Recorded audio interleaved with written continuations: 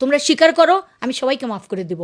তোমরা স্বীকার করো কিভাবে কি হয়েছে, আমি সবাইকে মাফ করে দেব, আমি ওয়াদা করছি। আমরা চাই না তাদেরকে খুন করে ফেলতে, আমরা চাই না তাদের যাবজ্জীবন হোক। আমি চাই আমার ছেলের আত্মহত্যার খণ্ডন হোক। তোমরা স্বীকার করো, আমি সবাইকে মাফ করে দেব।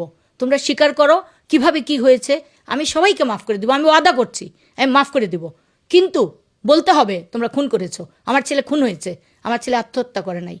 সালাম আলাইকুম। আমি যদি মরে যাই, আমি যদি আর মামলা আর আগাতে না পারি, আমি এতটুকু করে গেলাম যে আত্মহত্যা না, আমি এটা প্রমাণ করে গেলাম। আল্লাহ আমাকে সাহায্য করেছেন আপনাদের সাহায্যে, যে তাকে হত্যা করা হয়েছে। এটা প্রথম আমাদের সম্মানিত হলাম। আমার ছেলেকে অপবাদ দেওয়া হয়েছিল, অপবাদ প্রথমভাবে খণ্ডন করা হলো।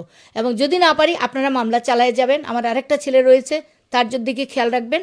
এবং আমি সরকারের দৃষ্টি আকর্ষণ করছি, আমার ভাই আমার পক্ষে বাদী হয়েছে, তার নিরাপত্তার প্রয়োজন। আমাদের দিকে যেন দৃষ্টি রাখা হয়, আমার মামলাকে যেন প্রভাবিত কেউ না করেন। এবং আমি থানাকে এখন ইনফর্ম করব, 48 ঘন্টা পার হয়ে গেছে, আসামিদের কোনো আমি এই আলামত দেখছি না। এবং কার্যকরী প্রস্তুতি নেওয়ার দরকার, ইমিডিয়েট যেন তা করা হয়। আমার আসামি যেন কোনোভাবে দেশ ত্যাগ না করতে পারে।